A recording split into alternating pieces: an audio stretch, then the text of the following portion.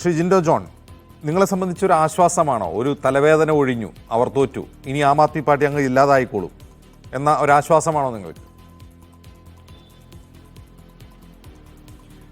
അജിംസ, ഞങ്ങൾ അങ്ങനെയല്ല കാണുന്നത്. ഞങ്ങളെ സംബന്ധിച്ചിടത്തോളം ആം ആദ്മി പാർട്ടിയുടെ തലവേദന ഒഴിഞ്ഞു എന്നുള്ള രീതിയിലല്ല കാണുന്നത്. ഈ രാജ്യത്ത് BJPയെ ഭരണത്തിൽ നിന്ന് അകറ്റി നിർത്തുകയും ജനാധിപത്യ സംവിധാനങ്ങൾ പുനഃസ്ഥാപിക്കണം എന്നുള്ളത് കോൺഗ്രസിന്റെ മാത്രം ഉത്തരവാദിത്തമാണെന്നുള്ളൊരു തോന്നല് ഈ രാജ്യത്തെ പൊതുബോധം സൃഷ്ടിക്കാൻ ഇത്തരം ചെറിയ പാർട്ടികൾക്ക് സാധിക്കുന്നുണ്ട്. അത് ഞങ്ങളുടെ മാത്രം ഉത്തരവാദിത്തത്തിന്റെ ഞങ്ങളുടെ മാത്രം പെടലിൽ വെച്ച് കെട്ടിയിട്ട് ഇവർക്കൊക്കെ തോന്നുന്ന പോലെ ഓരോ തെരഞ്ഞെടുപ്പിലും ഇങ്ങനെ ഓരോന്ന് കാണിക്കാം. ഇപ്പൊ ഹരിയാനയിൽ ഞങ്ങൾ 5 സീറ്റ് കൊടുക്കാമെന്ന് പറഞ്ഞപ്പോൾ 10 വേണമെന്ന് പറഞ്ഞ് വഴക്കിട്ട് കോൺഗ്രസിനെ പുറത്താക്കാനുള്ള വഴി തെളിച്ചത് ഇവരാ. ഗോവയിലെ കാര്യം ഇവിടെ ആം ആദ്മി പാർട്ടിയുടെ പ്രതിനിധി തന്നെ സമ്മതിച്ചു. ഗോവയിൽ എന്തുകൊണ്ടാണ് അപ്പോൾ ഇവർ മത്സരിച്ചത്? അവിടെ BJP അധികാരത്തിൽ വന്നില്ലേ?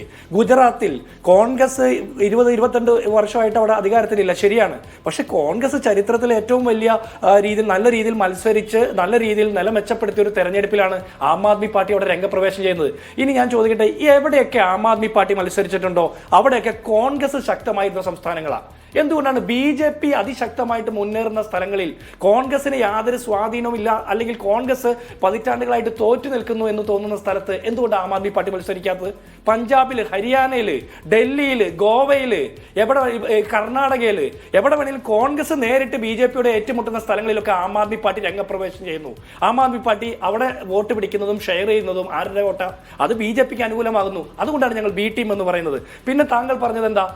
ഈ SP Samajwadi party, Trinamool Congress, NCP പോലുള്ള കക്ഷികൾ ഞങ്ങളെയാണ് പിന്തുണച്ചതെന്ന്. കാരണം നിങ്ങളൊന്നും ഒരു ക്ലെയിം ഉന്നയിക്കുകയാണ്. നിങ്ങൾക്കുള്ളതിനേക്കാൾ വലിയൊരു ക്ലെയിം. ഡൽഹി മദ്യനയ കേസിൽ കേജ്രിവാൾ ജയിലിൽ പോയതിനു ശേഷം, കഴിഞ്ഞ ലോക്സഭാ തെരഞ്ഞെടുപ്പിന്റെ പരാജയത്തിന് ശേഷം ആം ആദ്മി പാർട്ടിയുടെ അടിവേരിളകുന്ന സാഹചര്യമുണ്ട് എന്ന തിരിച്ചറിവില്ലാതെ നിങ്ങൾ ഒറ്റയ്ക്ക് മത്സരിക്കുമെന്ന് മാസങ്ങൾക്ക് മുമ്പേ കേജ്രിവാൾ പറഞ്ഞത് ഇന്ത്യ മുന്നണിയിലെ പല ഘടകകക്ഷികളും വിശ്വസിച്ചു. അത് പ്രകാരം നിങ്ങളെ പിന്തുണച്ചു. എന്നിട്ട് എന്തായി? കോൺഗ്രസ് ഒറ്റയ്ക്കാണ് ഇത്രയും വോട്ട് പിടിച്ചത്. ഈ പറഞ്ഞ ഘടകകക്ഷികളുടെ ഒക്കെ വോട്ട് നിങ്ങൾക്ക് കിട്ടിയിട്ടുണ്ടല്ലോ. അവർക്ക് കുറച്ച് വോട്ടുള്ളെങ്കിലും അതൊക്കെ കിട്ടിയിട്ടുണ്ടല്ലോ. എന്നിട്ട് നിങ്ങൾ തോറ്റില്ലേ? രാവിലെ നിങ്ങളുടെ പ്രതിനിധി പറഞ്ഞത് കോൺഗ്രസിന് യാതൊരു ഇമ്പാക്റ്റും ഉണ്ടാക്കാൻ പറ്റില്ലെന്നാ. പക്ഷെ ഇപ്പോൾ പറയുന്നത് കോൺഗ്രസ് വോട്ട് പിളർത്തിയത് കൊണ്ടാണ്. അങ്ങനെ പിളർത്തിയെങ്കിൽ കോൺഗ്രസ് ചോദിച്ച ഒരു 10-12 സീറ്റ് കോൺഗ്രസിനും കൂടി കൊടുത്തിരുന്നെങ്കിൽ നിങ്ങൾക്ക് 58 സീറ്റിൽ ജയിക്കാമായിരുന്നല്ലോ. നിങ്ങളുടെ പാർട്ടിയുടെ മുഖ്യമന്ത്രി ഉണ്ടാകുമായിരുന്നല്ലോ. ഇനി അവിടെ നിൽക്കട്ടെ, കേജ്രിവാൾ, രാഹുൽ ഗാന്ധി കേജ്രിവാളിനെ വിമർശിച്ചാലും നിങ്ങൾ പറയുന്നു രാഹുൽ ഗാന്ധിയെ വിശ്വസിക്കാൻ കൊള്ളാത്ത നേതാവ് എന്ന് നരേന്ദ്രമോദിയോടൊപ്പം കൂട്ടിക്കെട്ടി പറഞ്ഞത് കേജ്രിവാൾ അല്ലേ? ഈ കേജ്രിവാൾ ജയിലിൽ പോയപ്പോ കേജ്രിവാളിന് നിയമസഹായം കൊടുക്കുമെന്ന് പറഞ്ഞ് ഇന്ത്യയിലെമ്പാടും പ്രചരണം നടത്തി സമരം ചെയ്ത പാർട്ടിയുടെ പേര് ഇന്ത്യൻ നാഷണൽ കോൺഗ്രസ്. നിങ്ങളുടെ പാർട്ടിക്ക് എത്ര സ്ഥലത്ത് നിങ്ങൾക്ക് പാർട്ടി പ്രവർത്തകരുണ്ട്? ഇന്ത്യയെമ്പാടും കേജ്രിവാളിന്റെ വിഷയം ഉയർത്തിക്കൊണ്ട് കഴിഞ്ഞ ലോക്സഭാ തെരഞ്ഞെടുപ്പിന് പ്രചരണം നടത്തിയത് നിങ്ങളാണ് ഞങ്ങൾക്ക് അധികാരത്തിൽ നിന്ന് പുറത്തേക്ക് പോകാനുള്ള വഴി തെളിക്കാൻ BJPയുടെ ഒപ്പം നിഴലായി നിന്നതെന്ന് തിരിച്ചറിവുണ്ടായിട്ടും നിങ്ങളുടെ നേതാവിനെ അകാരണമായിട്ട്, അതായത് ഭരണഘടനാ വിരുദ്ധമായിട്ട് ജയിലിൽ പിടിച്ചിട്ടപ്പോ അതിലെ നിയമലംഘനം ചൂണ്ടിക്കാണിച്ച് സമരം ചെയ്തത് ഞങ്ങളാ. ആ രാഷ്ട്രീയ ബോധ്യം പോലും ഇല്ലാതെ കോൺഗ്രസിനെ വിമർശിക്കരുത്. പിന്നെ നിങ്ങൾ അധികാരത്തിൽ വന്നപ്പോൾ ഡൽഹിയിൽ സുരക്ഷിതത്വം വന്നു. ഞാൻ ചോദിക്കുന്ന വെള്ളവും വൈദ്യുതിയും കൊടുക്കുന്നത് മാത്രമല്ല സുരക്ഷിതം. ഷഹീൻ ബാഗിലെ അക്രമം നടന്നു, അല്ലെങ്കിൽ യൂണിഫോം സിവിൽ കോഡിനെ തുടർന്നുള്ള ഈ രാജ്യത്തെമ്പാടുമുള്ള ന്യൂനപക്ഷങ്ങൾക്ക് വലിയ രീതിയിലുള്ള ആശങ്കയുണ്ടായി, അല്ലെങ്കിൽ CAA സമരമുണ്ടായി. ഈ ആം ആദ്മി പാർട്ടിയുടെ നിലപാട് എന്താ? ഈ രാജ്യത്തെ ആൾക്കൂട്ട കൊലപാതകങ്ങളിൽ, ന്യൂനപക്ഷങ്ങൾക്ക് നേരെ നടക്കുന്ന അക്രമങ്ങളിൽ, നോട്ട് നിരോധനത്തിൽ, ഇത്തരം BJPയുടെ തട്ടിപ്പുകളിൽ, ഇതിലൊക്കെ ആം ആദ്മി പാർട്ടിയുടെ നിലപാട് എന്താ? എന്തെങ്കിലും ഒരു രാഷ്ട്രീയ നിലപാട് നിങ്ങൾക്കുണ്ടോ? ഓൾ ഇന്ത്യ തലത്തിൽ ഒരു ഐഡിയോളജി ഇല്ല എന്ന് പറഞ്ഞ് പൂർണ്ണമായും ശരിയാണ്, അല്ലെങ്കിൽ നിങ്ങൾ തെളിയിക്കണമുണ്ടെന്ന്.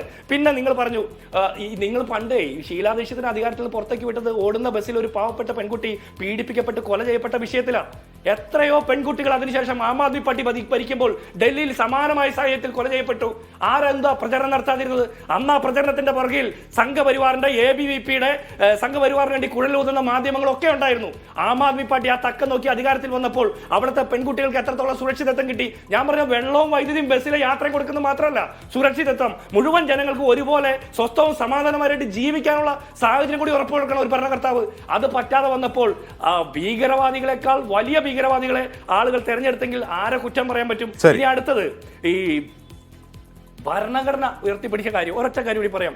ഭരണഘടന, ഈ RSSനെ ഗാന്ധിവധത്തിൽ പങ്കുണ്ടെന്നുള്ള പറഞ്ഞ കാര്യത്തിൽ രാഹുൽ ഗാന്ധി മാപ്പ് പറഞ്ഞിട്ടില്ല. മനസ്സിലായില്ലേ? അത് നിങ്ങൾ അങ്ങനെ പറയണ്ട. അത് BJP-യുടെ വേർഷനാണ്. അത് ആം ആദ്മി പാർട്ടി എടുത്ത് പറയണ്ട. അങ്ങനെ ആം ആദ്മി പാർട്ടി പറയുമ്പോഴാണ് നിങ്ങൾ ബി ടീം എന്ന് ഞങ്ങൾ പറയുന്നത്. പിന്നെ ഞങ്ങൾ ഉയർത്തിപ്പിടിച്ച ആ ഭരണഘടനയുടെ മിനിയേച്ചർ ഫോമില്ലേ, അതിന്റെ അകമ്പടിയിലും അതിന്റെ തണല് പറ്റിയുമാ നിങ്ങളും പാർലമെന്റിലേക്ക് പോയത്. അതിന്റെ അകമ്പടിയിലും രാഹുൽ ഗാന്ധി ഉയർത്തിപ്പിടിച്ച ഭരണഘടനയുടെ മിനിയേച്ചർ ഫോമില്ലേ, അതിന്റെ അകമ്പടിയിലും തണലും പറ്റിയാണ് നിങ്ങളുടെ നേതാക്കന്മാരും ഇന്ത്യൻ പാർലമെന്റിലേക്ക് പോയത്. അല്ലാതെ ആം ആദ്മി പാർട്ടിയുടെ നേതാക്കന്മാർ ജയിലിൽ പോയപ്പോൾ ഞങ്ങൾ ഉയർത്തിപ്പിടിച്ച ഭരണഘടനയുടെ